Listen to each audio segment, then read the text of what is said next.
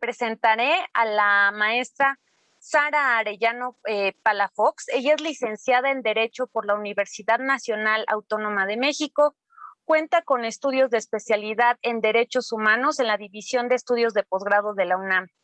Dentro de la UNAM es profesora titular C de tiempo completo, definitiva en el área de Derecho Civil en la División de Estudios Profesionales de la Facultad de Derecho.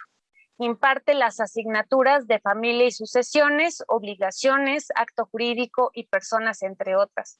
Cuenta con una antigüedad docente de 32 años, ha sido supervisora académica de universidades con estudios incorporados a la Universidad Nacional de todo el país, es recipiendaria de distinciones de la Universidad Nacional, tutriz de un grupo de alumnos becarios dentro de los programas de becas PRONAVES.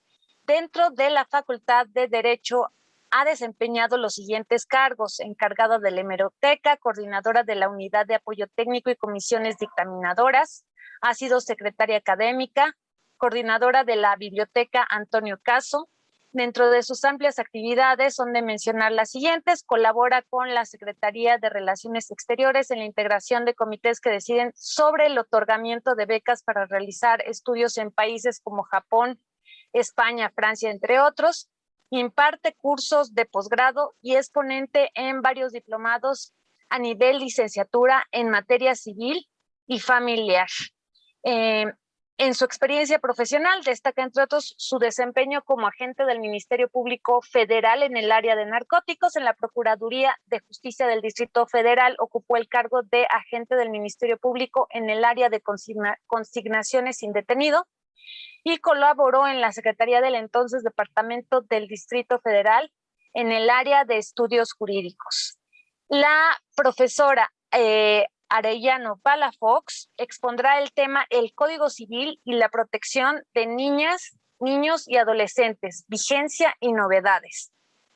Tiene usted la palabra, maestra Arellano Palafox. Buenas tardes a todos. Es un gusto estar con ustedes, sobre todo por la invitación, y muchísimas gracias a la maestra Laura Mercedes Velázquez Arroyo, de igual forma a la institución que nos está convocando, que es el Instituto de Investigaciones Jurídicas, y a todos los que participaron en este gran evento de Derecho Nacional Civil. Tengo pues el gusto de estar aquí con ustedes, sobre todo por esta gran invitación, y muchísimas gracias también a la doctora Mónica González Contró y sobre todo pues a nuestra querida moderadora, también maestra de la facultad, quien le agradezco su presentación. El día de hoy pues vamos a tratar un punto que para su servidora es fundamental. ¿Por qué? Porque el trabajo que estoy presentando con ustedes es referente a lo que nosotros tenemos de los derechos de los niños. Niños, niñas, adolescentes, pero su servidora se va a enfocar a lo que es nuestro derecho civil y todo esto que lleva al derecho internacional en esta área exclusivamente del derecho. ¿Qué quiero decir con esto? Yo me voy a enfocar exclusivamente a los derechos de los niños, niñas y adolescentes. Aquí hay que hacer la aclaración. Niños son desde que nacen hasta los 12 años y adolescentes de los 12 hasta antes de los 18 años. Entonces, yo nada más me voy a acotar a esta edad de los menores, ¿sí? Y mi participación la he enfocado a las personas que tenemos la obligación de proteger a esos menores, ¿sí?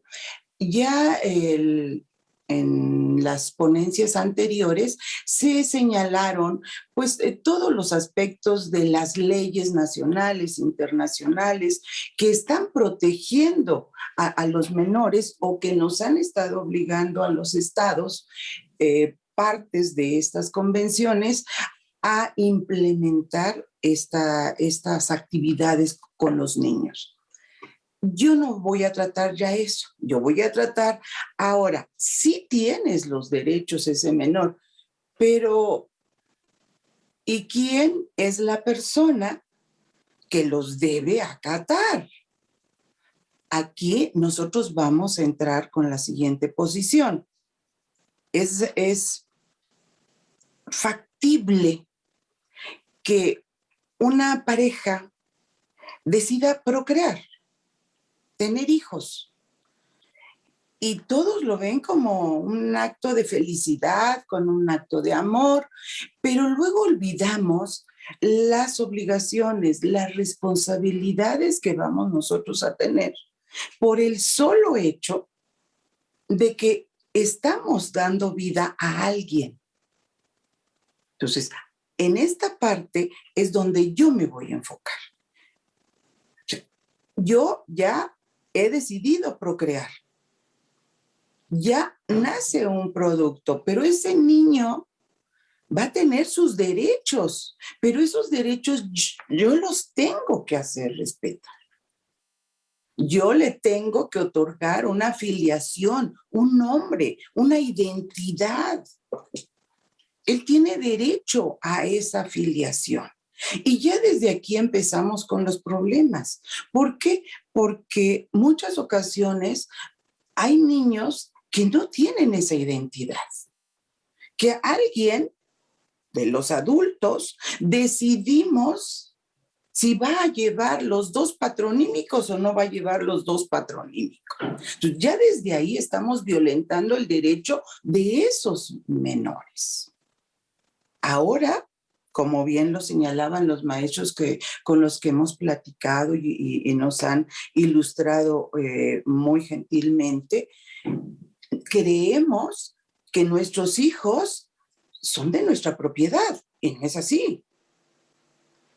Hemos escuchado cómo hay papás, mamás, que dicen, yo no quiero que lo reconozca porque no quiero que intervenga en su vida. O sea, no estamos hablando de ti, estamos hablando de ese producto, ese niño que tiene sus derechos. Tiene derechos los niños a llevar una vida pues tranquila, tiene derecho a tener una casa habitación, a una indumentaria, a la educación, al esparcimiento. Pero eso, ¿quién se lo va a otorgar? Nosotros. Nosotros quienes los hemos procreado. ¿Por qué? Porque estos menores los protege sí el derecho y nosotros volveríamos a hablar de la Constitución, del artículo 4, de todas estas novedades que hemos señalado. Podemos hablar del Código Civil de 1870, la Ley sobre Relaciones Familiares, el Código Civil de 1928. El Código Civil de la Ciudad de México, la Constitución de la Ciudad de México, sí, podemos hablar de muchos aspectos y que están protegidos los menores y que se debe de proteger a los menores, sí, pero ¿a quién debemos enseñar para proteger a los menores? Ese realmente sería el punto clave de esta conversación, ¿no? ¿Por qué? Porque la familia, y estoy hablando conforme a derecho. La familia no es papá, mamá, hijitos, o ahora como ya tenemos las relaciones de personas del mismo sexo con niños, ¿sí? O sea, nosotros tenemos una función primordial de la familia para darles herramientas a esos niños para que puedan salir adelante. Pero es la familia la que tiene que estar presente para hacer valer esos derechos. Y dentro de estas relaciones de las familias, ¿qué pasa? Cuando nosotros ejercemos la patria potestad, porque hemos reconocido a esos niños, desde ahí nosotros somos los que tenemos que protegerlos. No van a llegar las leyes, como bien lo señalaban los maestros que me antecedieron, y van a decir, aquí aparece todo eso. No, no, no, a ver, tú estás obligado, y yo soy más de la idea de las obligaciones. Es cierto, tenemos deberes, pero tenemos obligaciones, obligaciones de proteger a esos menores, obligación de darles lo mínimo indispensable para que ellos estén dentro de una familia, dentro de un contexto familiar, y así lleguen a ser unos buenos ciudadanos. Si esta familia los violenta, no les otorga estos derechos que tienen inherentes.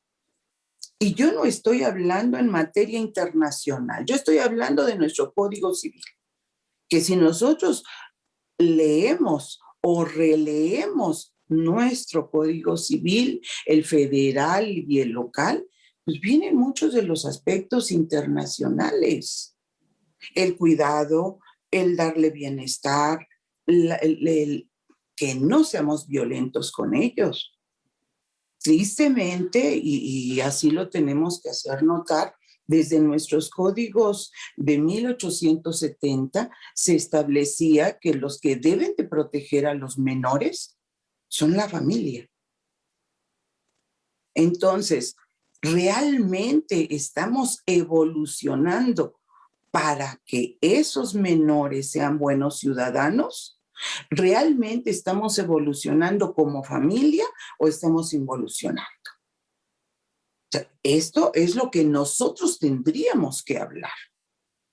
¿Por qué? Porque cada vez somos más irresponsables quienes los procreamos. Cada vez nos salimos señalando los medios económicos, quiero progresar como una persona triunfadora en el medio laboral, pero nos olvidamos de esos menores que nos requieren para irlos orientando, irlos guiando y darles esos elementos. Cuando los niños nos escuchan que solamente lo económico es primordial, pues vean cómo estamos, ¿no? Si no tenemos el último teléfono, si no tenemos el último juego, pues entonces no somos nadie. Y esos valores ya los estamos perdiendo o ya los perdimos. Nosotros somos los que les estamos enseñando, ¿sí? Cuando los cuidamos, perdón por lo que voy a decir, pero a ser mentirosos, a violar las leyes, a no cumplir con nuestras obligaciones, a no tener empatía para con los demás. E inclusive cada vez lo escuchamos más, que nosotros cuando les preguntamos a los menores, oye, ¿por qué dices mentiras? Ah, es que mi papá y mi mamá me dijeron que yo tenía que decir esto, ¿no? Entonces, ¿en dónde está la falla? Nosotros tenemos el interés superior del menor, hagámoslo valer. Tenemos que el Estado nos debe de proporcionar, sí, pero nosotros ¿qué hacemos? El Estado, digo, no quiero oírme que protejo mucho al Estado, pero él cumple con abrir escuelas. Él cumple con decir que están en mejores condiciones, ¿no? Pero en realidad, ¿estamos en mejores condiciones? Luego, entonces, nosotros caeríamos sobre todo en el aspecto de quién va a ilustrar a los papás. Y yo estoy en la tesitura de que no hay que esperarnos sino ahora los jóvenes se siguen casando o se siguen uniendo, para mejor decirlo, muy jovencitos. Y no conocen absolutamente nada de cuáles son sus obligaciones. Su servidora está a favor del matrimonio. Estoy a favor del matrimonio. ¿Y por qué? Porque ahora ya se ha implementado una figura que es la de darnos pláticas para realizar el matrimonio válido, donde un especialista nos va a indicar cuándo estamos violentando a la familia, donde un especialista nos va a señalar a qué derechos tenemos, nos va a señalar con quién nos estamos uniendo, nos estamos casando. Porque nosotros siempre pensamos en la violencia para los menores, en los alimentos. Pero nosotros nunca vamos y buscamos quién está en los deudores alimentarios porque no le dan alimentos a sus progenitores, o sea, a sus propios progenitores. Entonces, ¿qué esperamos de esa sociedad? Entonces, están muy bien los derechos de los niños, están muy bien todas las convenciones internacionales, pero los que nos tienen que educar es quiénes los estamos aplicando. Ahora, este punto es cierto, el derecho familiar ha crecido tanto que ahora tenemos que conocer perfectamente todas las reformas de la Constitución. Tenemos que aprender derecho internacional. ¿Por qué? Porque todas nuestras leyes andan por todos lados. Tenemos, sí, también que estar muy consciente que primero debemos hacer valer nuestro derecho interno. Está nuestro Código Civil. Hay un artículo, por ejemplo, que nos señala que nosotros somos los responsables de la alimentación de los niños. Pero eso sí, dijimos, la escuela es la que está dando mal alimento a los niños. Perdón, ¿quién le da los medios para que los niños adquieran pues esas chucherías que tanto les llaman la atención? O como acabo de escuchar hace unos días, en la que decían unos padres de familia que cómo era posible que los antros ya están abiertos para los jóvenes y las escuelas no. Y yo me preguntaría, pues para ir a un antro, alguien tiene que dar el dinero y alguien tiene que dar el permiso y alguien tiene que tolerar que esos menores tengan esas libertades. Y no es el Estado, somos nosotros. Porque alguien dio el permiso. Y luego ya ellos, bueno, pues ya le ponen de su parte, ¿verdad? Pero yo voy más en esa línea. Nosotros, sí, ahora lo estamos viendo con la tecnología con nuestros alumnos. Hay papás que están haciendo todo el mejor esfuerzo para que sus vástagos puedan continuar estudiando. Y muchas ocasiones esos vástagos nomás no hacen nada de su parte. Pero también escuchamos a muchos progenitores que dicen, es que, ¿cómo le voy a llamar la atención? Pues tenemos que buscar las formas. Yo no estoy a favor de la violencia, ¿eh? Yo estoy a favor de que todo lo podemos realizar hablando y con nuestra conducta. Como también estoy a favor de que no nada más basta el tiempo, sino la calidad de tiempo. Porque nosotros lo hemos llegado a observar, hay chicos que nos ocultan por años lo que les ha pasado. Y estamos todo el día con ellos, ¿eh? Y nos podemos decir que somos los padres perfectos, pero no es cierto. Tenemos que observarlos. Esa es la función de nosotros para proteger a esos menores. Porque nuestro código nos da infinidad de situaciones para poderlas realizar. Pero, ¿y nosotros? ¿Nosotros qué estamos haciendo? Esta participación, yo sé que era más enfocada a los derechos de los niños, sí, y ese es un derecho. El contar con alguien que los escuche, contar con alguien que los guíe, contar con alguien que les dé las herramientas para salir adelante. ¿Y quién mejor que la propia familia? Estos 3 puntos para su servidora serían los ejes para poder señalar los derechos de los niños. Efectivamente, ahora los niños pueden denunciar por las vías electrónicas, pero como bien lo señalaron nuestros maestros que están en la práctica, ¿quién les hace caso? Niño, comunícame con un adulto. Niño, tienes que venir con alguien que te asesore. Perdón, o sea, hay niños que no tienen a quién acudir porque su mundo, nuestro mundo en determinado momento, son nuestros familiares. ¿Quiénes son los familiares más cercanos? Nosotros los progenitores.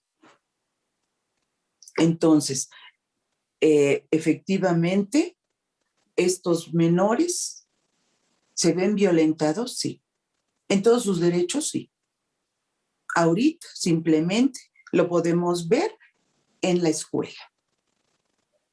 ¿Quién está decidiendo el que acudan o no a su derecho fundamental de tener los conocimientos básicos que el Estado proporciona?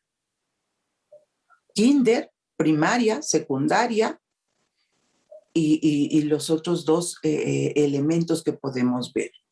Y no estamos diciendo otra cosa, pero hay progenitores que han decidido no enviar a los pequeños al nivel kinder, sino hasta la primaria.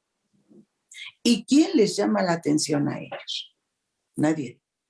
Cuando es una necesidad y un derecho de esos menores, ir a sociabilizar, aprender a sociabilizar a los 3 años. Entonces, ¿quiénes violentamos sus derechos primarios de esos menores? La familia. Con esto yo concluiría esta pequeña intervención en relación a los derechos de los niños. Cualquier situación, estoy a sus órdenes. Muchísimas gracias, muy querida maestra Arellano Palafox, por su eminente ponencia, que se ha enfocado en los sujetos obligados en materia de niños, de niñas, niños y adolescentes. Usted se ha pronunciado por el establecimiento de obligaciones, no deberes, de tal manera que puedan hacerse eficaces estos derechos. También ha destacado el valor de la educación en materia de derecho familiar. Ahora voy a hacer la presentación de la doctora Elba Leonor Cárdenas Miranda, siguiente en la exposición. La doctora Elba Leonor Cárdenas Miranda es doctora en Derecho, egresada de la División de Estudios de Posgrado de la Facultad de Derecho de la UNAM. Ha recibido varias distinciones, entre estas Premio Mejores Estudiantes de México de su generación de licenciatura en Derecho de la Universidad Autónoma de Baja California. Mejor promedio de su generación de doctores en Derecho de la División de Estudios de Posgrado de la Facultad de Derecho de la UNAM.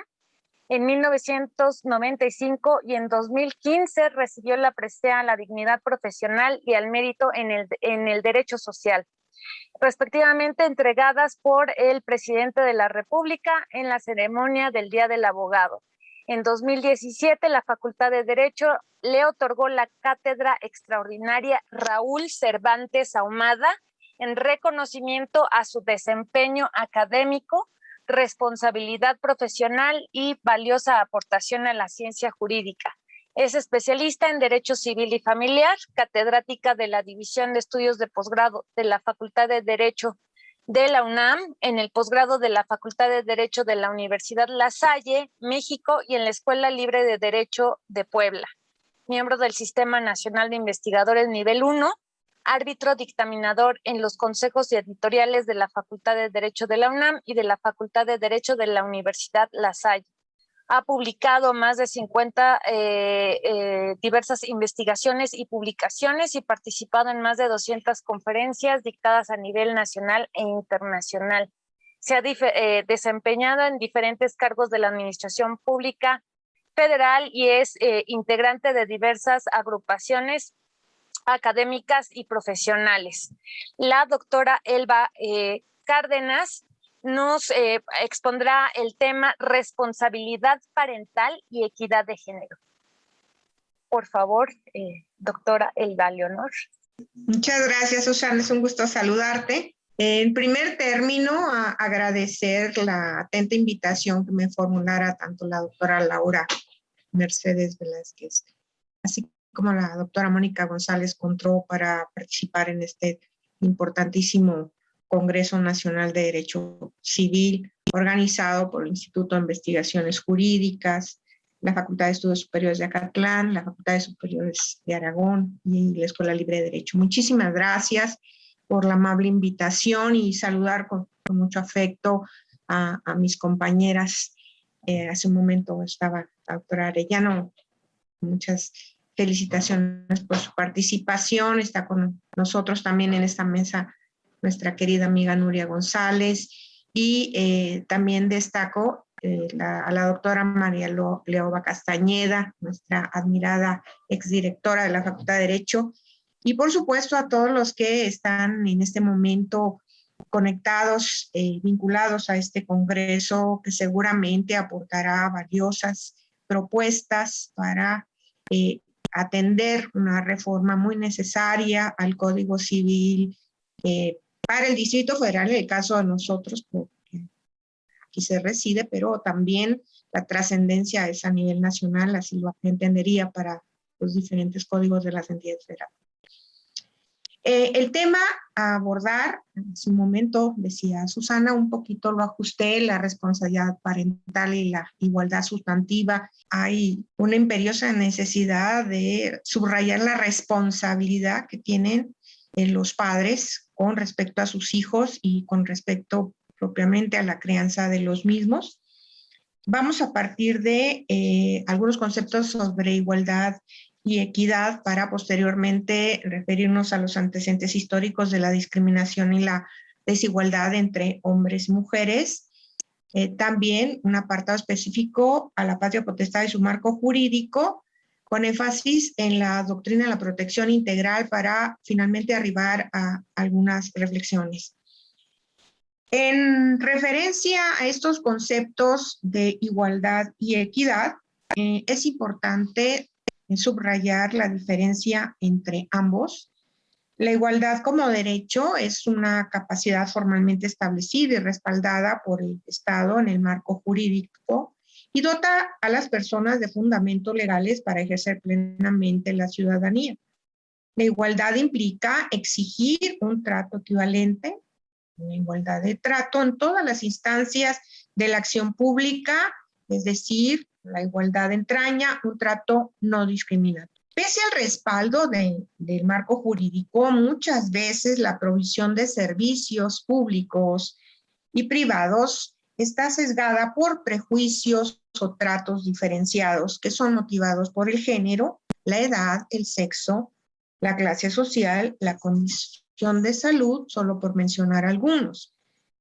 La aspiración de la sociedad es sí contar con este marco jurídico, sí contar con un compendio de leyes que expresamente prohíban la discriminación y que exijan una igualdad de trato para lograr esta igualdad.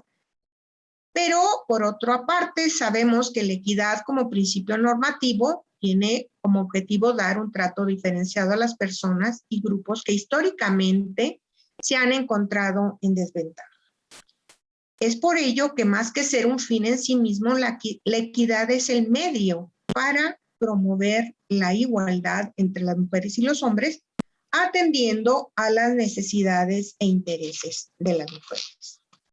La igualdad es el principio rector del Sistema Internacional de los Derechos Humanos. Prueba de esto es el artículo 1 de la Declaración Universal de los Derechos Humanos, que recordaremos es de diciembre de 1948, que señala en este artículo que todos los seres humanos nacen libres e iguales en dignidad y derechos. Y en cuanto al marco normativo nacional, a partir de nuestra Constitución, de nuestra Carta Magna, los artículos relacionados son el artículo 1, el 4 y el 12. Es importante distinguir estos conceptos de igualdad y equidad. Ya desde 2016, el Comité para la Eliminación contra la Mujer, que es el órgano de expertos independientes que supervisa la Convención sobre la Eliminación de todas las formas de discriminación contra la mujer, mejor conocida por sus siglas en inglés como CEDAW, señaló a México esta referencia que me permito transcribir con respecto a estas diferencias. Exhortó al país en su oportunidad a que tome nota de los términos equidad e igualdad y que estos transmiten mensajes distintos y su uso simultáneo puede dar lugar a una confusión conceptual. La Convención, CEDAW, tiene, por ejemplo, eliminar la discriminación contra la mujer y asegurar la igualdad de hecho y de derecho en la forma y en el fondo, entre hombres y mujeres. Por ello, el comité recomendó a México que en sus planes y programas utilice sistemáticamente el término de igualdad. Aida Fascio, en 2011, que es una de las principales autoras de la teoría feminista, estableció que el principio de igualdad se sustenta en 3 pilares que lo hacen marcar una diferencia con respecto a la equidad. Por una parte, la igualdad como obligación del Estado. La igualdad como derecho requiere que los estados implementen acciones concretas para eliminar todas las formas de discriminación, por lo que se debe declarar la igualdad entre los hombres y las mujeres ante las leyes, lo que implica que las personas tengan los mismos derechos, por lo que se debe eliminar las formas de discriminación frente a la legislación. Esto es una referencia que me pareció importante precisamente en el abordaje de la responsabilidad parental. Debe de haber una igualdad en ese ejercicio de una responsabilidad que, lo vamos a ver en un momento, se remonta a la época de los romanos en una aplicación omnímoda del poder de la patria potestad. La igualdad implica un trato idéntico o diferenciado entre hombres y mujeres, nos dice también, como uno de los pilares fundamentales del principio de no discriminación. Se busca que hombres y mujeres tengan las mismas oportunidades de acceso a los derechos humanos, por lo que el principio de igualdad requiere que en algunos casos se les dé un trato idéntico, pero en otros un trato diferenciado. Es importante remarcarlo porque a veces en este afán de decir que el trato es igualitario, pues tenemos puntos que sí tienen una marcada diferencia. Por un ejemplo, el embarazo. Ya no puede ser tratada de la misma manera que un hombre a una mujer embarazada que requiere una protección especial dado su estado de gravidez. La igualdad sustantiva que estipula la legislación aún sigue sin alcanzarse, hay que reconocerlo, debido a las profundas desigualdades que enfrentan todavía las mujeres y las niñas en el ejercicio efectivo de sus derechos.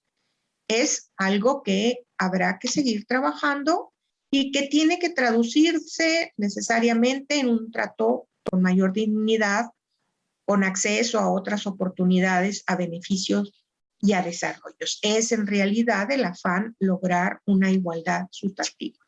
En esa ruta tenemos que caminar.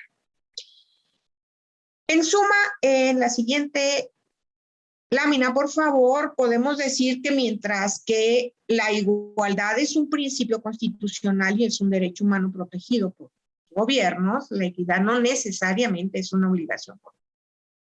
Otra manera de notar las diferencias conceptuales de ambas es pensar que la igualdad, anhelo como meta, lo decíamos hace un momento, es esta aspiración, pero el camino para llegar a esto es precisamente la equidad.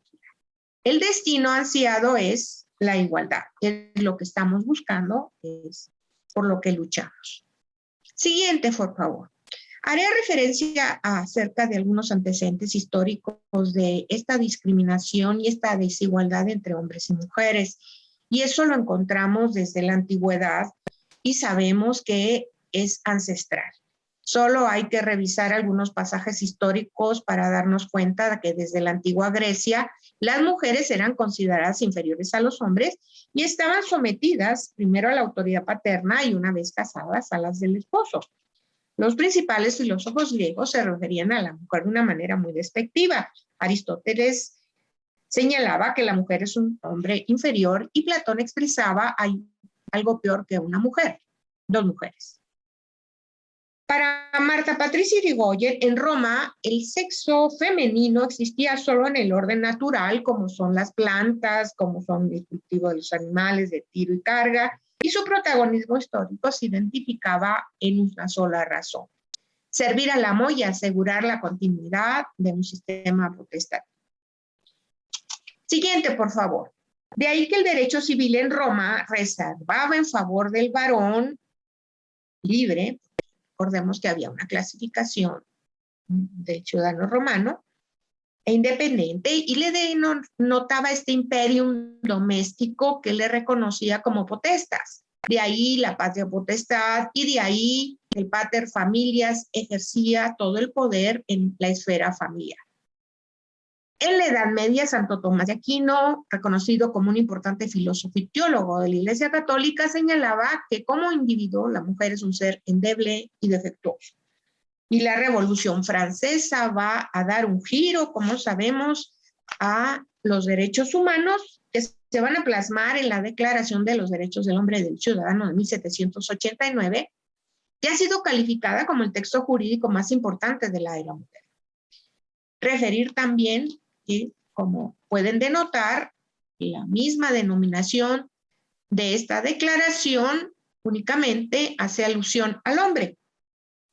De ahí que, siguiente lámina, por favor, en 1791, Olimpia de Gouges redacta la Declaración de los Derechos de la Mujer y la Ciudadana. Denuncia, pues, que la revolución había olvidado a las mujeres en su proyecto igualitario y liberador, y como consecuencia de su pronunciamiento, ella fue guillotinada en 1793.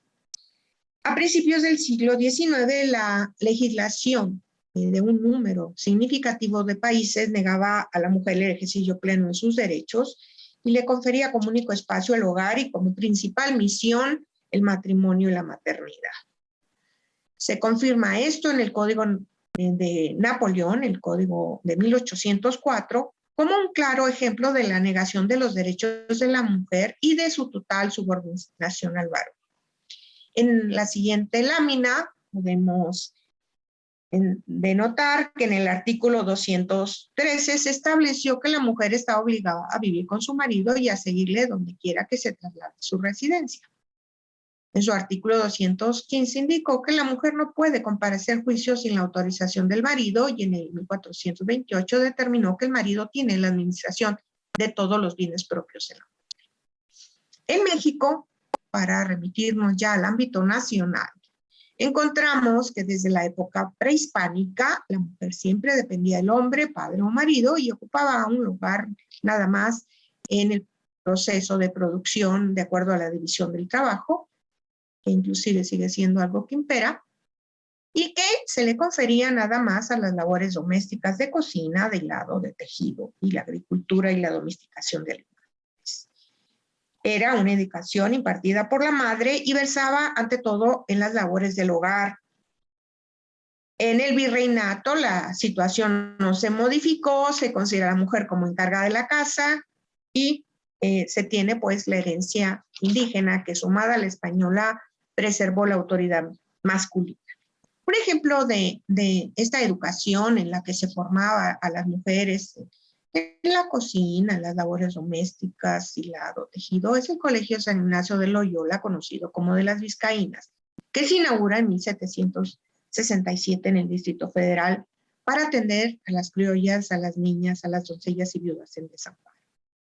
Para los albores del siglo XIX, la mujer sigue siendo un objeto en el hogar y, por supuesto, el matrimonio su destino. Su rol principal, ser madre abnegada, ejemplar, y también decirlo, cuando no se casaba, tenía el convento como una única opción. Durante la primera mitad del siglo solo se reconocía el matrimonio religioso. Como sabemos, el divorcio se consideraba solamente como separación de cuerpos, aunque la esposa tuviera actos de violencia, lo soportaba silenciosamente y no podía separarse porque eso implicaba un rechazo social. Va a ser hasta 1859, con el presidente Benito Juárez, que se da a conocer la ley del matrimonio civil, y en la que cesa la delegación de que el soberano había hecho del clero. Sabemos que la Iglesia Católica es la que tenía el registro del matrimonio nada más, y este matrimonio va a surtir efectos civiles, definiendo al matrimonio como un contrato civil que se contrae lícita y válidamente ante la autoridad civil. Para el Código Civil de 1870, encontramos en la siguiente lámina, el predominio del marido es definitivo, y en ese contexto tenemos pues algunos artículos en donde podemos encontrar precisamente alguna referencia de lo que estamos comentando. El domicilio de la mujer casada, obviamente es donde esté su marido. La mujer debe vivir con el marido debe proteger a su mujer y obviamente ella debe atender los quehaceres domésticos y la educación de los hijos. Para el Código Civil de 1884 se reitera que el matrimonio es una sociedad y el divorcio sigue siendo no vincular, con algunas causas nada más para la separación de cuerpos. Y va a ser hasta la época del jefe del ejército constitucionalista Venustiano Carranza que se promulga la ley de divorcio vincular en 1914 y en 1917 la ley de relaciones familiares a las que aludía hace un momento la doctora Arellano. Desde la exposición de motivos de esta ley de relaciones familiares se nota una postura de dejar viejas ideas romanas conservadas por el derecho canónico, en donde el poder absoluto era precisamente al pater familias. Se reconoce que el marido y la mujer tienen en el hogar autoridades y consideraciones iguales. Siguiente, por favor. De acuerdo a algunas autoras como María Carreras Maldonado y Sara Montero, este artículo fue un paso firme en el camino para la igualdad, pues terminó así el deber proteger para el varón y el deber de obedecer para la mujer. Para 1928, desde la exposición de motivos, encontramos un mensaje alentador para la igualdad del varón y la mujer, y dentro del libro primero, la referencia a la equiparación legal del hombre y la mujer se hace necesaria, sí se enfatizó, y se reconoce que la mujer había estado relegada únicamente a las funciones del hogar. De ahí que el artículo 2 enfatizó la capacidad jurídica es igual para el hombre y la mujer. En consecuencia, la mujer no queda sometida por razón de su sexo a restricción alguna en la adquisición y ejercicio de sus derechos civiles. Es una redacción que inclusive todavía tenemos en el artículo 2 del Código Civil para el Distrito Federal actualmente vigente, aunque tiene una redacción diferente. La primera parte sí establece que la capacidad jurídica es igual para el hombre y para la mujer, y que a ninguna persona se le dará un trato discriminatorio en relación a ciertas características. Por cuanto a la patria potestad y al marco jurídico de esta, lo habíamos anticipado, es Roma la que formalmente nos da esta orientación. Prevalece como poder del pater familias, un poder político de los hombres libres, y esta patria potestas de los ciudadanos romanos era una característica frente a los extranjeros y a los esclavos que no podían ejercer. En algunos textos, como los de Paulo Gallo, podemos encontrar que la patria potestad tenía un fin de sometimiento, de sujeción, cuyo objetivo era otorgar el poder al pater familias para someter corporal y materialmente a diferentes personas. Y aquí retomo un poco lo que decía la doctora Arellano hace un momento. En general, los hijos se entendían como propiedad de los padres. Y esa es una herencia hasta este siglo que todavía no nos podemos sacudir. En efecto, en muchas ocasiones los padres consideran que los hijos son su propiedad. Alguna referencia también histórica con respecto a la ley de las 12 tablas en la siguiente lámina, con alguna transformación relacionada con fechas posteriores, y nuevamente encontramos un poder jurídico que se debe ejercer conforme a deberes de protección y cuidado, pero con una visión de facultades absolutas del pater familias. Él tenía, pues, la posibilidad no solo de corregir, bien de vender, incluso de matar a sus descendientes, si así ameritaban las circunstancias. En la siguiente etapa histórica que brevemente estamos reseñando, que es la Edad Media, a la caída del Imperio Romano, se constituyen unidades familiares que se conforman no solo por los miembros de la familia, sino todos aquellos allegados a la misma. Lo encontramos en la siguiente lámina, los denominados agnados, personas que se obligaban a prestar servicio de las armas al jefe de la familia durante la guerra. Y en la España medieval se da un fenómeno interesante respecto a la patria potestad que se reflejó en el fuero juzgo. Es un entrecruzamiento del derecho romano con el derecho germánico y una clara influencia del derecho canónico. El resultado de este proceso, el otorgamiento de poder absoluto a la figura del padre con ciertos visos de piedad que se relacionan con la Iglesia cristiana. Se inicia hasta cierto punto una protección hacia los descendientes. Siguiente, por favor. Con respecto al marco jurídico que actualmente tenemos vigente con respecto a la patria potestad, como sabemos, cada entidad federativa legisla, tiene su propio código, algunos de ellos códigos familiares, y en esto se contempla como una institución jurídica derivada de la relación paterno-filial. No tenemos un concepto de patria potestad ni en el Código Civil Federal ni en el Código Civil para el Distrito Federal.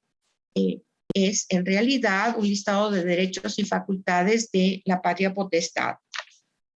La Ley General de los Derechos del Niño, por otra parte, que es una ley relativamente reciente, es de diciembre de 2014, sí hace la referencia en un apartado específico a lo que es propiamente la patria potestad, con cierta perspectiva de derechos humanos, pero sigue mencionándola como patria potestad. Conforme se revisa el Código Civil para el Distrito Federal, decíamos hace un momento, la regulación tiene que ver con aspectos de pérdida, de suspensión, de limitación, de terminación, inclusive.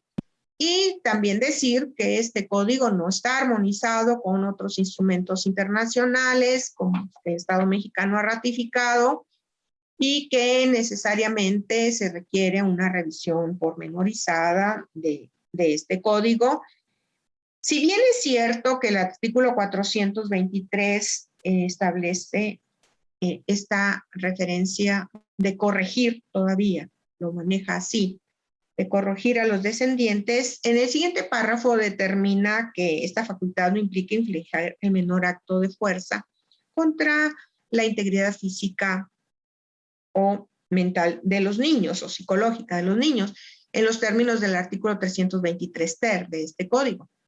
Sin embargo, conocemos casos o los vemos en televisión, los escuchamos en los diferentes medios, hay un incremento notable por cuanto a violencia contra los niños y todavía se sigue reconociendo como una forma de crianza. Siguiente, por favor. Aquí tenemos esta referencia que hacía de la Ley de los Derechos de los Niños, decía hace un momento, de 2014, tiene diferentes reformas a 2021, es un ordenamiento con un enfoque integral transversal, con perspectiva de derechos humanos, pero todavía incorpora la referencia de patria potestad desde el ámbito de quien la ejerce. Siguiente, por favor. En el ámbito internacional es de destacar la Convención sobre los Derechos del Niño, este tratado internacional que fue adoptado por la Asamblea General de Naciones Unidas un 20 de noviembre de 1989, que marcó un hito con respecto a la protección de derechos de niños y niñas y adolescentes. Se ha dicho que es la Revolución Francesa que llega a los niños 300 años después, pero obviamente también tenemos que entender que el éxito de la convención tiene que ver con la aplicación. Es un texto magnífico, es un tratado paradigmático, se sustenta en todo un desarrollo teórico de protección integral de la niñez. Y aquí la gran diferencia con respecto a otros tratados es que establece como papel fundamental la obligación de satisfacer las necesidades fundamentales, pero no solo con respecto a la familia, sino también a toda la sociedad, a todo el entorno de los niños. Es una convención que tiene un carácter integral. La siguiente, por favor. No separa los derechos civiles y políticos de los derechos económicos, sociales y culturales y establece 4 grupos de derechos que son la supervivencia, la protección, el desarrollo y la participación. Otro aspecto importante de este instrumento es la inclusión del principio directivo de que debe transversalizar toda la normativa. Nos estamos refiriendo al interés superior del niño.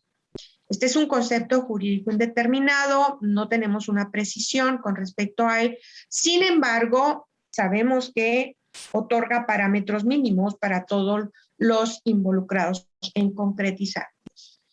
Un concepto que ha sido también analizado, interpretado por el Comité de los Derechos de los Niños en su observación general 14 y por otra parte, también tenemos tesis de la Suprema Corte de Justicia en relación a lo que es el alcance de este principio tan trascendente.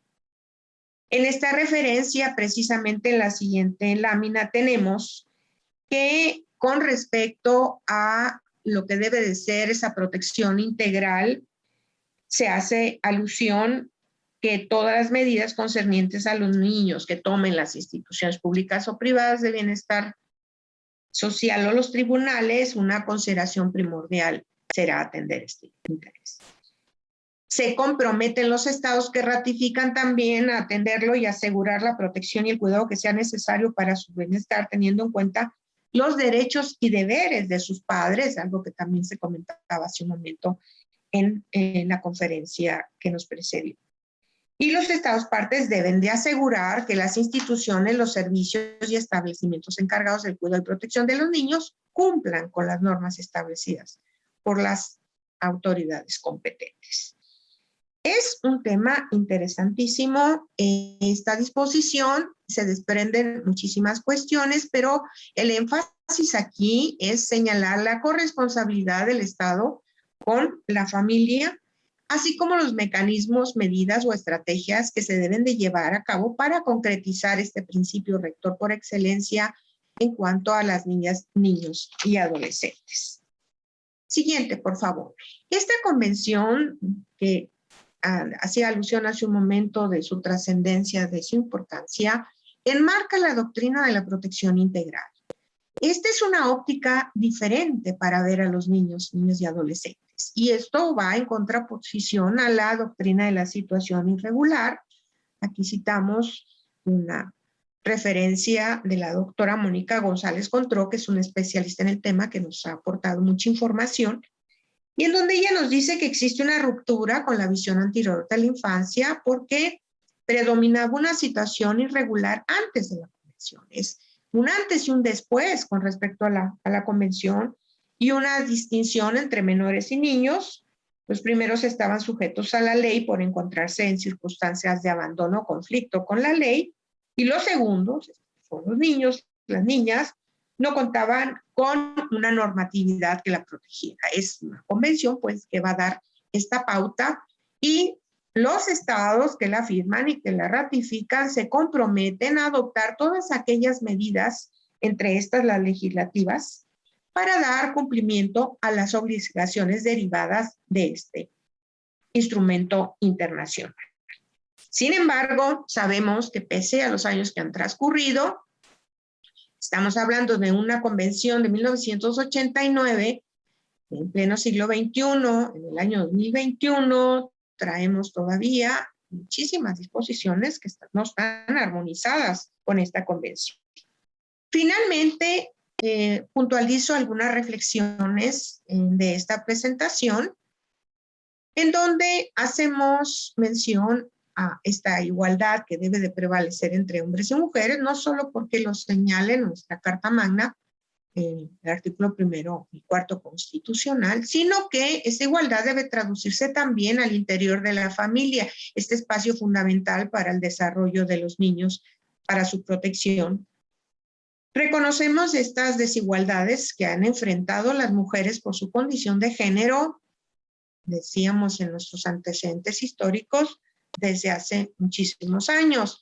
Sin embargo, esto debe de quedar atrás y debemos de reconocer en este momento histórico que el predominio del padre con respecto a la patria potestad, con una antecedente romanista, debe quedar atrás. No solo estamos hablando de cambiar la denominación de patria potestad por responsabilidad parental. Tampoco podemos decir que es una ocurrencia, es la referencia inclusive que en algunos países, cito Argentina, está regulada la responsabilidad parental.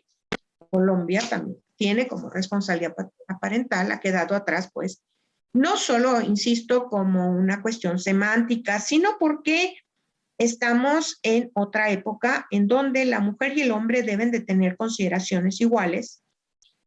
No es la misma circunstancia de décadas anteriores en donde el hombre era el proveedor del hogar y en ese contexto era el que mataba en el hogar y el que hacía y deshacía. Sabemos ahora, los tiempos cambiaron, la división del trabajo es otra. Y eso es lo que tenemos que concretar. En otras intervenciones yo he hecho alusión a la importancia de que, con base en la doctrina de la protección integral, podamos tener una modificación como la que estoy señalando.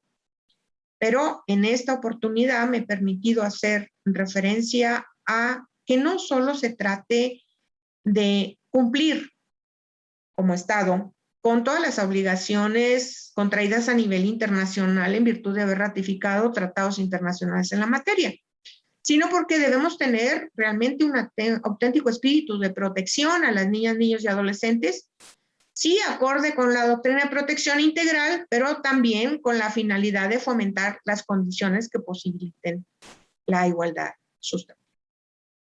Por mi parte, sería todo y les agradezco muchísimo esta oportunidad de participar en este Congreso Nacional. Muchas gracias. Muchas gracias a la querida doctora Cárdenas por su excelente ponencia, en la que, para poder entender las implicaciones de la igualdad entre mujeres y hombres, nos ha aclarado la importancia de distinguir entre igualdad y equidad. Ha narrado la situación jurídica de la mujer a lo largo de la historia universal y en México y en nuestro sistema, y cómo en nuestro sistema jurídico ha evolucionado de considerar a las niñas, niños y adolescentes como propiedad de los procreadores, que también lo explicó la querida maestra Arellano Palafox. También destacó la corresponsabilidad entre el Estado y la familia en la protección integral de ellos. Ahora presentaré a la muy querida la doctora Nuria González Martín. Es postdoctora en Derecho, New Technologies and Law en la Mediterranean International Center for Human Rights Research de la Universidad Mediterránea di Reggio Calabria, Italia. Es doctora en Derecho Internacional Privado por la Universidad Pablo de Olavide, Sevilla, España. Es investigadora titular C del Instituto de Investigaciones Jurídicas de la Universidad Nacional Autónoma de México, con 25 años de antigüedad. Durante 12 años fue directora de la revista Boletín Mexicano de Derecho Comparado. Es investigadora del Sistema Nacional de Investigadores, CONACYT Nivel 3. Participa en comisiones especiales y grupos de expertos, tanto de la Conferencia de La Haya de Derecho Internacional Privado y en el Servicio Social Internacional en Holanda y Suiza, respectivamente, además de participar en grupos de trabajo, destacando por su área de expertise el conformado en materia de mediación familiar internacional, en casos de sustracción internacional parental con el estado de California, Estados Unidos, así como en diversos comités nacionales, dictaminadores y revisores del área relativa a las ciencias sociales. Es consejera interna del Instituto de Investigaciones Jurídicas de la UNAM.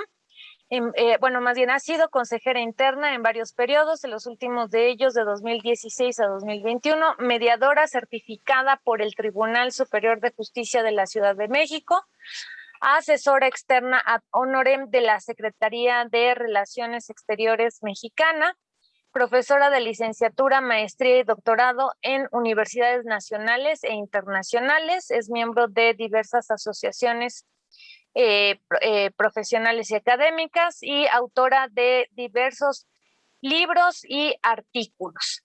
La doctora Nuria González Martín nos expondrá el tema armonización normativa civil en materia de reconocimiento de los derechos de las niñas, niños y adolescentes. Le cedemos el uso de la palabra. De manera agradecer a nuestra querida Susana, preciosa Susana, la moderación del día de hoy en esta mesa. Y bueno, buenas tardes a todas y a todos. Y en primer lugar, mi agradecimiento por esta amabilísima invitación a participar en este magno Congreso Nacional de Derecho Civil. Acabamos de escuchar las cifras que nuestra doctora Laura nos estaba compartiendo. Y bueno, pues muchas felicidades, todo un éxito sin lugar a duda, y bueno, qué necesario. Es un esfuerzo maravilloso, se recompensará con creces sin lugar a dudas. De hecho, yo creo que ya tenemos los frutos. Bueno, pues en este Congreso Nacional participan como instituciones organizadoras no solamente nuestro Instituto de Investigaciones Jurídicas de la UNAM, sino, como acabamos de escuchar, también la Facultad de Estudios Superiores de Acatlán, la Facultad de Estudios Superiores de Aragón y también la Escuela Libre de Derecho. Y coordinadas por amigas y amigos, colegas de las distintas dependencias, como son, por supuesto, la doctora Laura Velázquez, mi queridísima doctora Mónica González, a quien nos reconocemos como primas, por eso de que somos González, y niñólogas por excelencia, ¿no? Como no, también agradecer a María Luisa, la maestra Luisa Fernández Cabrera, Julio Ponce, Ricardo Gallard, Martín García, Arturo Ramos y por supuesto a nuestro Adolfo Flores, que estaba manipulándome cuando yo pensé que yo lo estaba manipulando a él en este momento. Feliz de compartir mesa con mis colegas y amigas en esta segunda ronda de conferencias titulada Las niñas, niños y adolescentes en el derecho civil, y muy especialmente con la maestra Sara Arellano de la Facultad de Derecho, nuestra querida Elba Leonor Cárdenas también de la Facultad de Derecho, y bueno, y moderada, como acabo de expresar, por la doctora Susana Dávalas. A la audiencia, por supuesto, mi respeto más profundo. Sin su presencia no se pueden dar este tipo de intercambio académico, con lo cual muy agradecida por este acompañamiento.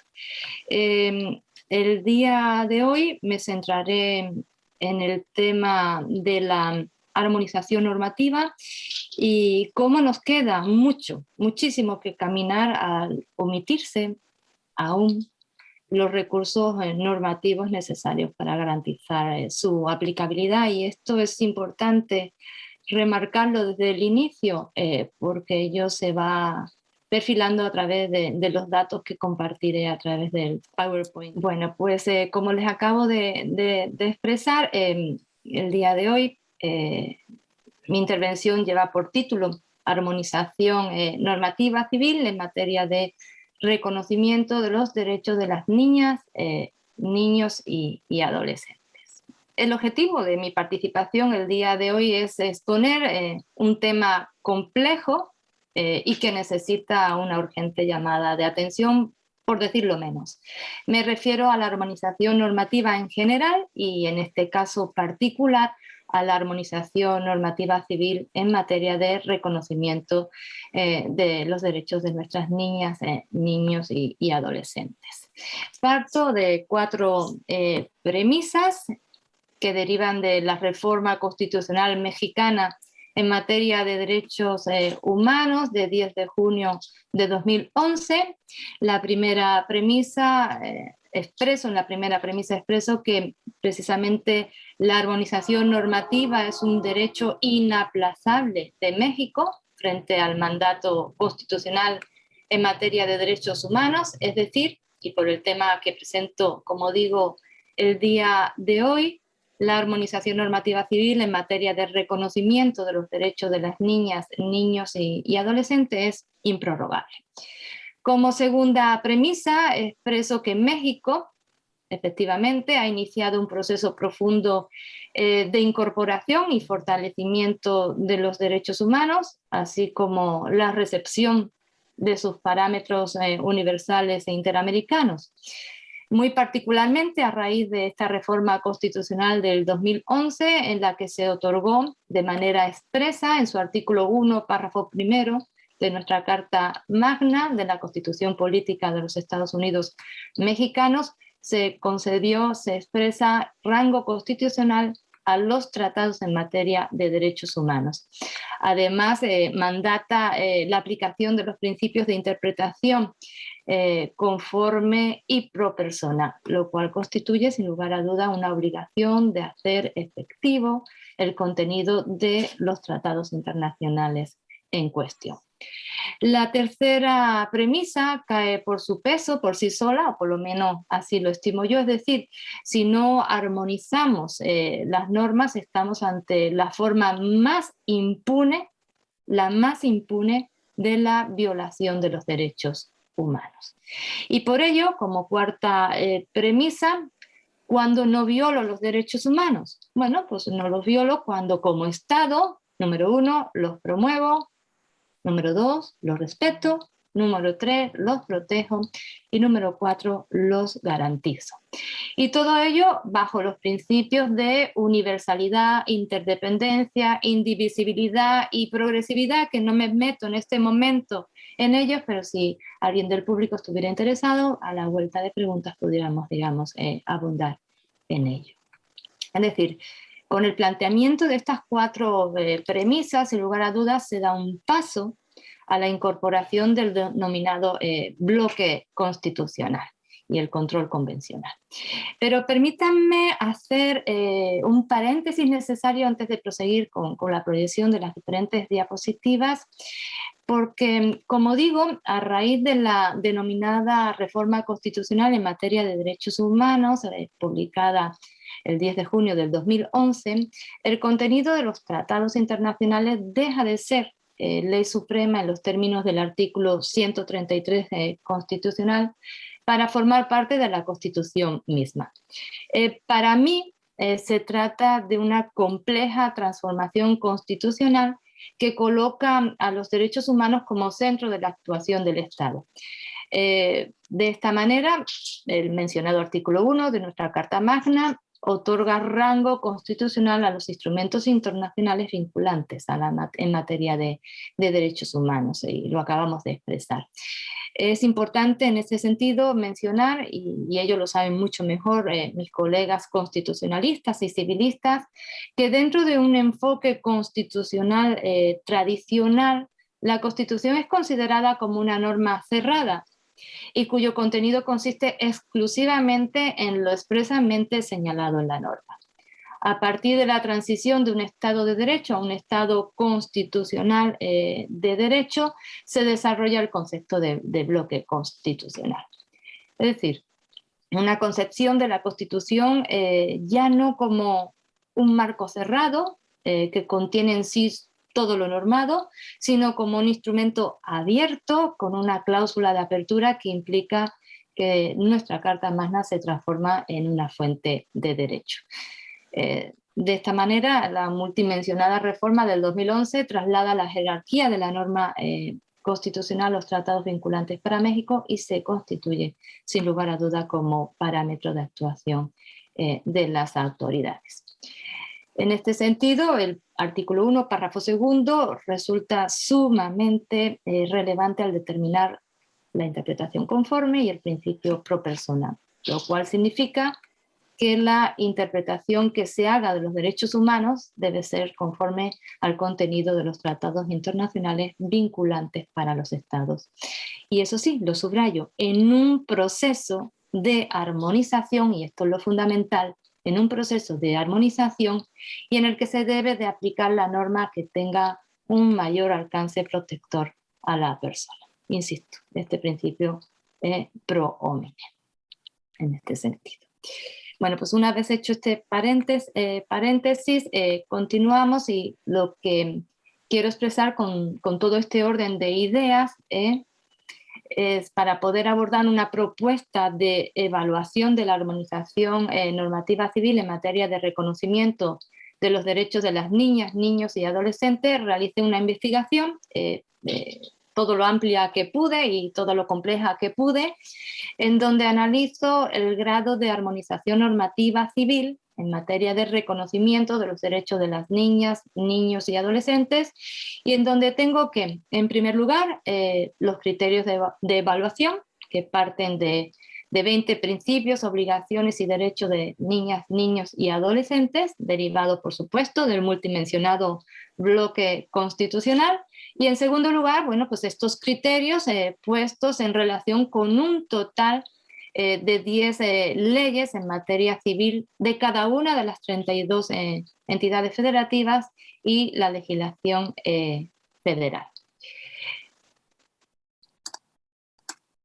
Vemos en esta diapositiva los 20 principios, obligaciones y derechos de niñas, niños y adolescentes seleccionados, desde el primer lugar, desde el derecho a la vida, a la paz, a la supervivencia y al desarrollo, el derecho a la prioridad, el derecho a la identidad, derecho a vivir en familia, derecho a la igualdad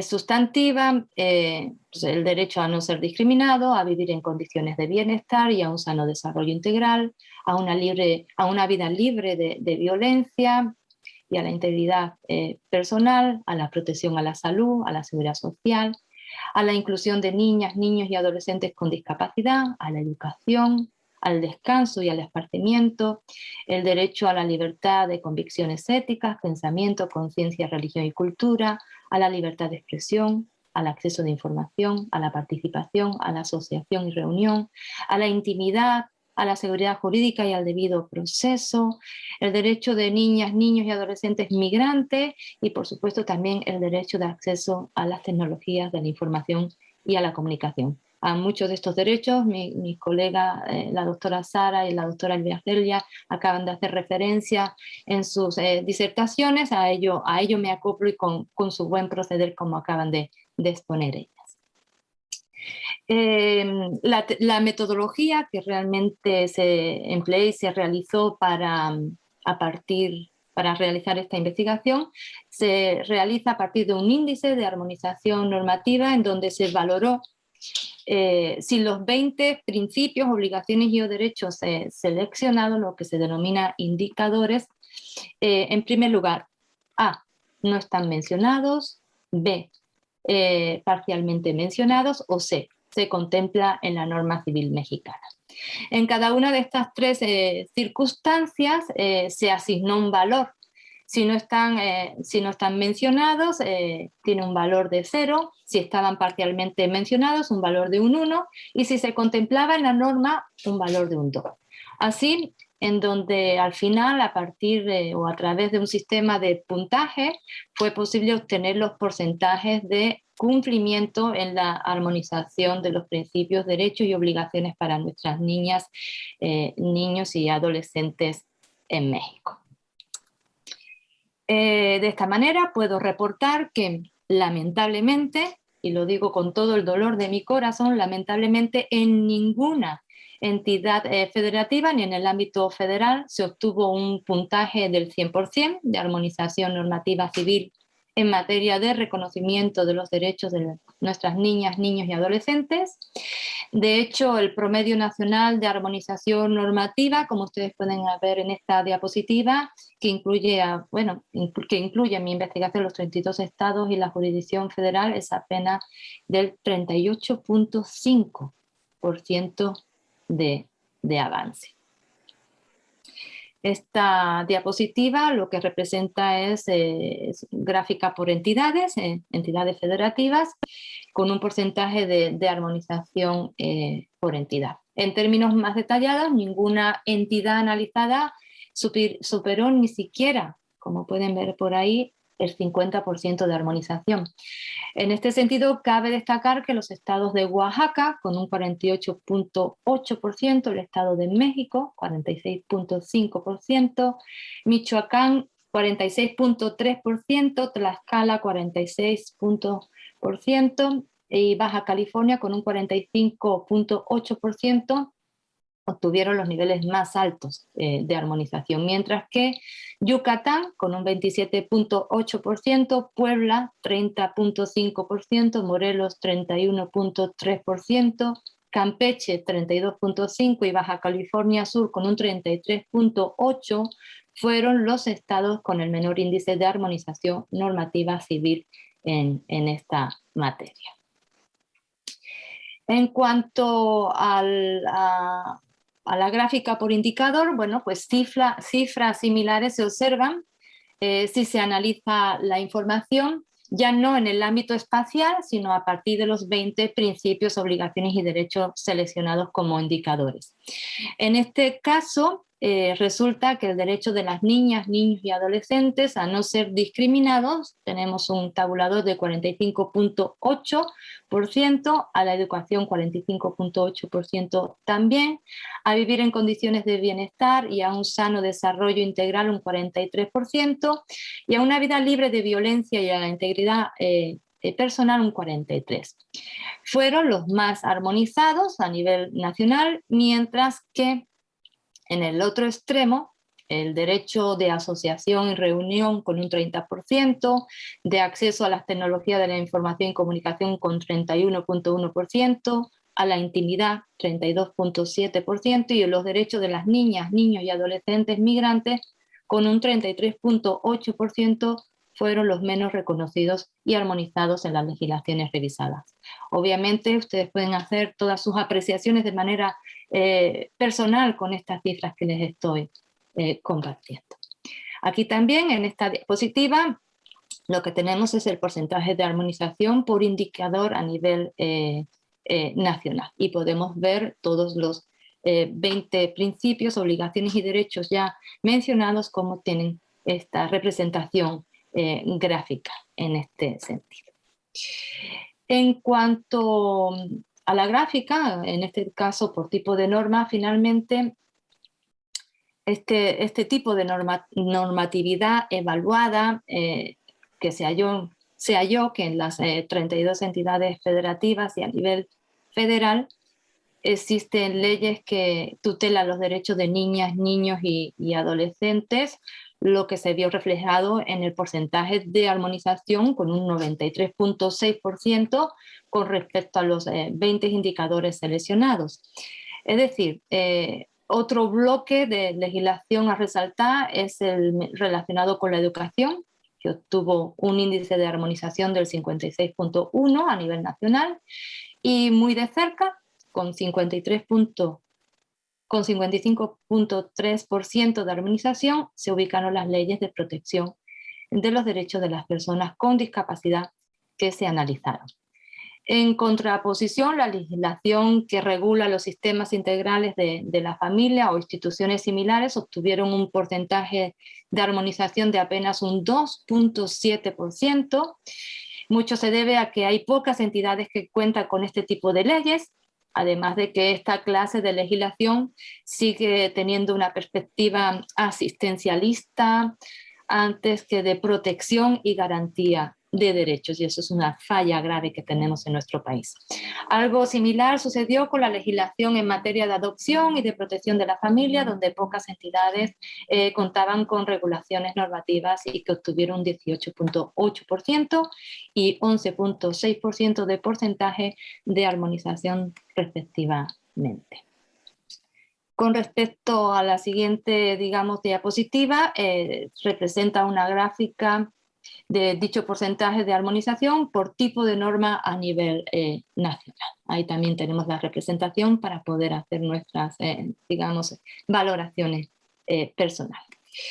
Para finalizar con unas conclusiones muy detalladas, perdón, muy escuetas, sí, pero espero que sean los más certeras posible, podemos ir concluyendo que en los artículos analizados de la normativa seleccionada, solo se enuncian los derechos humanos previstos en cada uno de los 20 principios, obligaciones, derechos seleccionados, en donde, y esta es la conclusión fundamental, en donde se omiten los recursos normativos necesarios para garantizar su aplicabilidad. Y esto es un tema realmente muy delicado. Se trata de un primer paso que requiere su continuación para lograr una efectiva observancia de todos estos derechos, con lo cual insistimos en que hay que garantizar su aplicabilidad y estamos todavía pendientes de ello. Es decir, la norma debe garantizar un efecto útil en la mencionada promoción, respeto, protección y garantía de los diferentes derechos de nuestras niñas, niños y adolescentes, y con ello debe dar cumplimiento al mandato de armonizar la legislación a la luz de lo establecido en el bloque constitucional. Como sabemos, no basta integrar los derechos humanos con un enfoque sumatorio, externo y exclusivamente formal, lo que llanamente se dice como un copiar y pegar. Parafraseando a Agusar Haidar, aunque no literalmente, la real incorporación de los derechos humanos exige conocer y usar el sistema universal y los sistemas regionales de protección, así como la transformación del propio orden jurídico y de la integración del multimencionado bloque constitucional, además de contar con las competencias para aplicar de una manera sistemática este nuevo paradigma de derechos humanos en el propio orden jurídico, con un carácter siempre, por supuesto, transversal en todo el trabajo parlamentario. Hacemos o hago una llamada de atención a 10 años de la reforma constitucional de derechos humanos del 2011 que estamos comentando, por el bajísimo nivel de armonización normativa que ronda a nivel nacional, si muy bien nos va por el 38.5%. En ningún caso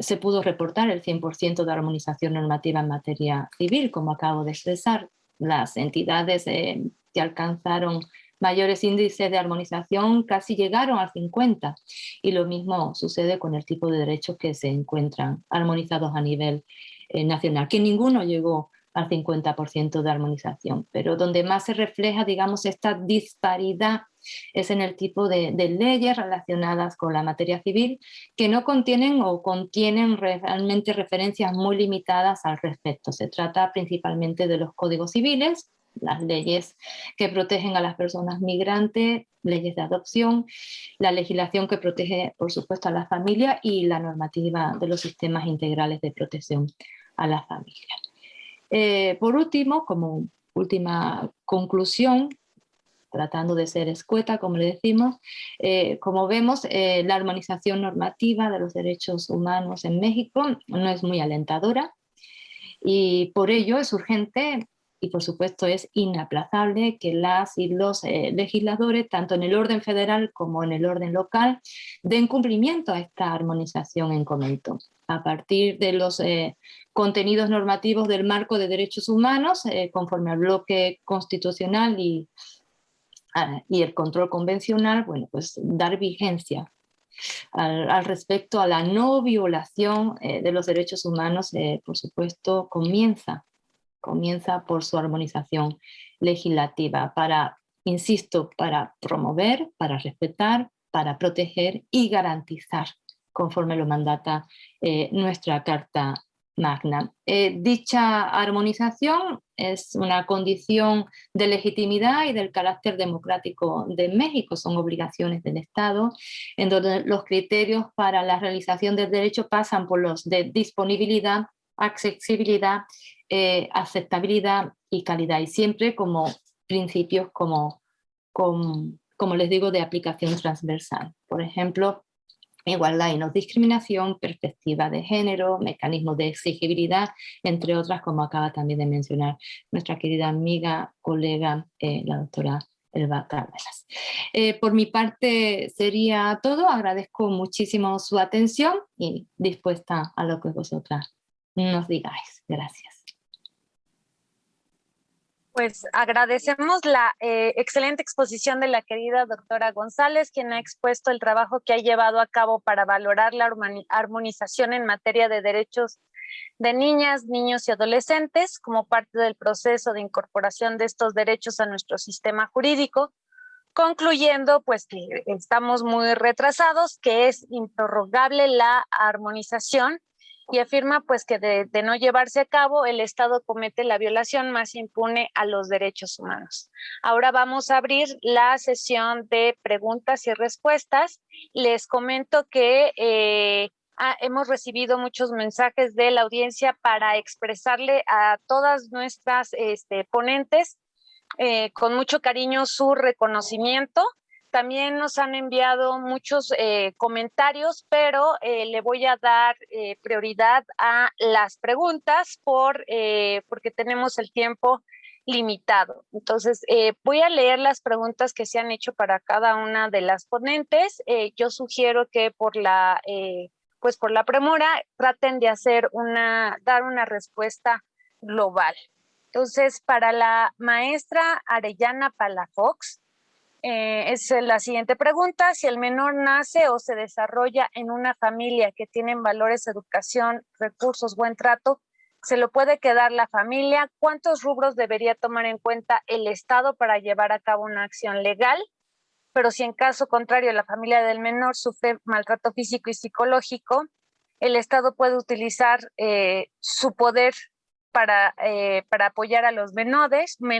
La siguiente pregunta es: ¿el Estado está obligado a la generación de más y mejores ciudadanos pasando por sobre la familia? La siguiente pregunta: ¿la educación que debe dar el Estado a los menores, cuál sería? ¿Cuáles cuestiones son las que deben ser prioridad en la educación de los primeros años de los niños y adolescentes? La siguiente pregunta: ¿habría que replantear lo que enseñan las escuelas públicas y privadas desde el nivel preescolar hasta el bachillerato? Las preguntas para la doctora Elba Leonor Cárdenas son: ¿podría usted ejemplificar, ya que explicó la diferencia entre equidad e igualdad? ¿Podría darnos un ejemplo para que quede, para reafirmar, ¿no?, lo que aprendimos el día de hoy?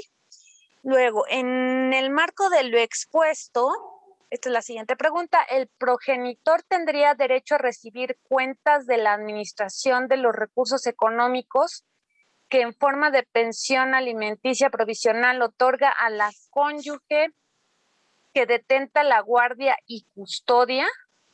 También tenemos para la doctora Nuria González, cómo armonizar a través de, que si nos puede explicar cómo armonizar, si a través de una ley nacional, una ley modelo, esto considerando lo expuesto en la sesión anterior que llevamos 5 años sin que se expida el Código Nacional de Procedimientos Civiles Nacionales. Pueden responder, por favor. Le damos la palabra a la maestra Sara Arellano. Muchísimas gracias. Bueno, por lo que me puedo percatar, son 4 preguntas y las podemos englobar en lo siguiente. Siempre el Estado va a estar pendiente del interés superior de los menores, siempre. O sea, él va a estar al pendiente, pero siempre debe de existir alguien que denuncie el hecho. Entonces, aquí ya tenemos otra circunstancia. ¿Quiénes lo pueden realizar? Uno, pues los propios progenitores o uno de ellos lo puede realizar. Pensando en violencia familiar, esto sería casi imposible. Entonces, ¿quiénes seguirían en esa circunstancia? Algún familiar. Pero también pensando en el núcleo familiar, no lo van a querer denunciar. ¿Por qué? Por no tener problemas con la familia. ¿Quién nos queda? Y que ahí sí yo apelo a que se comprometan los educadores, los maestros de las escuelas. Nosotros sabemos que el siguiente espacio de los menores, estoy hablando de los menores de 18 años, son las escuelas. En muchas ocasiones los maestros, los que conviven tantas horas con los menores, pueden apreciar si algo les está sucediendo a esos menores y realizar las denuncias. E inclusive si nosotros vemos la ley de educación, el reglamento de la educación y todos los elementos que tienen las demarcaciones políticas, ellos pueden realizar esa denuncia, cosa que ya no están haciendo. Pero en la lectura de estas leyes, ellos lo pueden hacer, lo pueden realizar también los médicos, porque se presupone que todos los menores siguen con vacunas, siguen asistiendo a ellos, ellos lo pueden realizar, entonces nos podemos auxiliar de ellos. Y es replantear la educación. No, yo siento que no es tanto replantear, sino no copiar sistemas educativos con los que nosotros no estamos armónicos. Hago la aclaración, yo estoy en contra de la violencia. Hablando se entiende la gente y hablando podemos tener una relación con los vástagos. La educación para los menores es fundamental y la sociabilización. Reitero, hay papás que lo único que llevan a los niños es para que aprendan 2 por 2 es 4 y 5 por 2, ¿sí? Cuando se les olvida que la socialización va a ser para su futuro. No sé si quieran que amplíe este punto. Muchas gracias, maestra. Por el tiempo, le voy a dar la palabra a la doctora Elba Leonor, pero muchísimas gracias. Doctora Elba Leonor. Sí, muchas gracias, Susana, muy amable. Bueno, con respecto a la primera pregunta, que tiene que ver con un ejemplo de igualdad y equidad, yo reitero, además de agradecer la pregunta y agradecer a todos los que están en este momento escuchándonos, a todos los participantes del Congreso, nos da mucho gusto su interés en los temas. Decíamos de la igualdad, es un principio rector del sistema internacional de derechos humanos y en ese contexto, con lo que tenemos de igualdad es que es exigible la igualdad, es un derecho exigible. Y por cuanto a la equidad, decía también, es la ruta para llegar a la equidad. O sea, no todo el tiempo lo tenemos, planteamientos equitativos entre mujeres y hombres, esto inclusive en un horario de trabajo. Decía hace un momento también en mi participación, con todas estas desigualdades que encontramos entre hombres y mujeres a veces, el ejemplo del embarazo es muy típico en esto. ¿Por qué? Porque cuando se trata de un embarazo, obviamente la protección a la mujer debe ser con diferentes circunstancias. Y a alguien podría decir es que esto no es equitativo, ¿no? Porque el hombre no tiene esa circunstancia. Entonces, a veces se requiere un trato diferenciado para poder lograr la igualdad, aunque pueda decirse que no es equitativo. El hombre dice, ay, no es equitativo que ya tengo unos meses de posparto, ¿verdad? Y yo no tengo. Pues no, tú no tienes un embarazo. Entonces, a veces en esos ejemplos encontramos, pues, en aplicación práctica, que marca la diferencia entre una y otra, entre igualdad y entre lo que es equitativo. Reiterando, el principio constitucional y el derecho humano es la igualdad, lo tenemos previsto en el artículo 1 y en el 4 constitucional. Y acaso la equidad no todo el tiempo se logra, ¿verdad? Dadas estas circunstancias, decía hace un momento. Con respecto a la otra pregunta, si tiene derecho a recibir cuentas de administración de los recursos económicos que en forma de pensión alimenticia provisional otorga a la cónyuge que detenta la guarda y custodia. No me queda muy clara la pregunta. No sé si se refiere, porque aquí lo que quiero entender es que es una pensión alimenticia, pero la pensión alimenticia es para el hijo. Es lo que quiero desprender. En ese sentido, pues no tendría por qué dar cuentas de la administración de este monto de pensión alimenticia a la cual esté obligado a proporcionar, ¿no? Recordamos que la pensión alimenticia de divorcio se establece con un porcentaje de descuento para, si es el caso del hombre el proveedor, pueda hacerse el descuento que corresponde. De mi parte sería todo. Muchas gracias.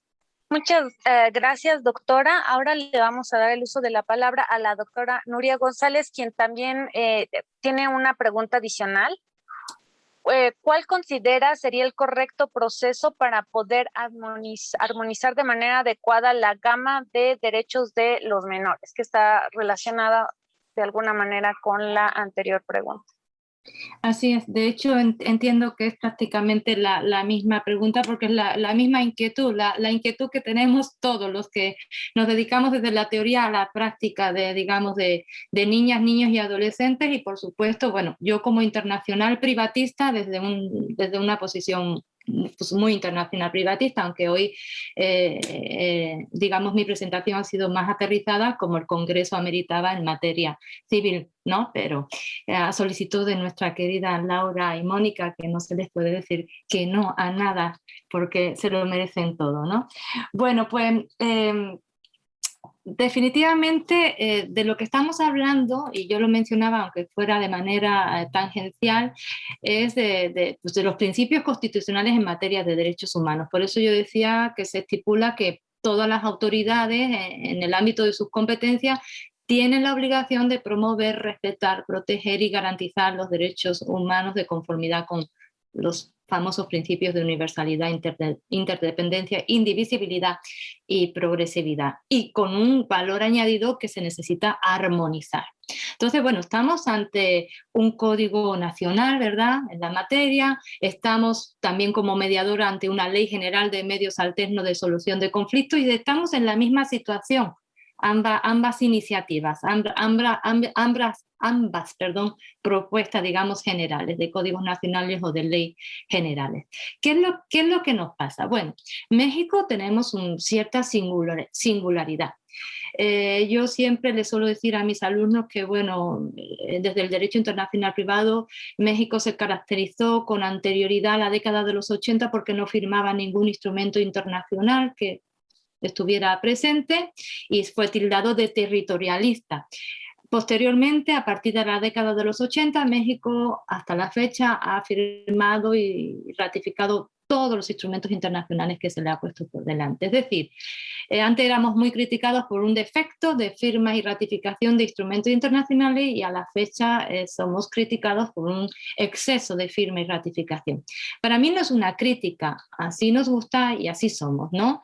La crítica, lo que es realmente lamentable es que una vez que tengamos toda esta normativa internacional firmada y ratificada, y también obviamente que tengamos, bueno, me voy por la parte, digamos, del derecho internacional, no la usemos, no la utilicemos porque ni la conocemos, ni la divulgamos, ni la utilizamos. Entonces, esa es la crítica. Entonces, México en el aspecto internacional tiene mucho que hacer porque tenemos una cantidad de instrumentos internacionales, ya sea de hard law, derecho duro, las convenciones tradicionales, o de soft law, derecho suave o flexible, como puede ser una ley modelo a la que se refería esta pregunta, junto con esa aborigen, digamos, de normativa que tenemos en el ámbito nacional, con la normativa también nacional doméstica, tenemos que tener esa necesidad de armonizar. De lo contrario, estaríamos incumpliendo lo que se nos solicita, digamos, a nivel internacional y, por supuesto, a nivel nacional. Entonces, la tarea es titánica. La tarea es titánica antes de dar el paso a tener, digamos, una ley general en medios alternos de solución de conflictos o un código nacional en materia, digamos, civil. Hay que tener el cuidado debido y de ir norma por norma, ya sea internacional o nacional, como acabo de expresar en mi participación, para que se armonice con nuestras leyes. Y ahí está obviamente el tema complejo, ¿no? De la cantidad, digamos, de normativa que hay que interactuar. Pero se puede hacer porque yo acabo de hacer una prueba y eso que lo hago desde mi laboratorio, mi cubículo, o sea, y lo hago desde yo, no tengo ni siquiera un equipo, pero bueno, la manera, digamos, de realizar este tipo de armonización es como lo acabo de plantear, por eso me atreví a ponerlo como un método, una metodología a emplear y cuáles fueron, digamos, mis bases para realizarlo. Entonces, es una labor titánica, de mucho esfuerzo, de mucho trabajo, pero que se tiene que hacer y que se debe de hacer porque es un imperativo que tenemos, digamos, como México, ¿no? En ese sentido, y por parte, por supuesto, de los responsables, que son nuestros operadores jurídicos. Entonces, hay que ir visualizando cada una de las leyes que están, digamos, en materia para poder ir organizando y viendo que no estamos ante un incumplimiento, ya no solamente a nivel internacional, sino también, por supuesto, a nivel nacional. Esa es la metodología que yo empleé, la pueden usar para cualquier, digamos, materia que ustedes gusten y se puede, como les digo, realizar con el cuidado debido y con el esmero debido, para que nadie nos pueda decir que estamos, digamos, soslayando, solapando cuestiones que no se deben de realizar. Entonces, bueno, esa sería mi contestación a ambas preguntas que entiendo que se convergen en una sola. Gracias. Muchas gracias. Pues esta ha sido una sesión espléndida y muy especial por los temas, lo que ha sido expuesto y porque las ponentes, aquí tomo un mensaje del público, las ponentes son mujeres de excelencia, tanto en lo profesional como en lo personal. Muchísimas gracias y ahora le doy la palabra a Laura Velázquez. Pues no me queda más que agradecerles nuevamente su participación, estimada maestra Sara Arellano Palafox, querida doctora Eva Leonor Cárdenas Miranda y querida Nuria González Martín. Muchísimas gracias por las exposiciones extraordinarias como siempre. Y también quiero agradecer a Mónica González Contró, porque gracias a ella organizamos, ella fue la que preparó y participó en la organización de esta mesa. Entonces, les agradezco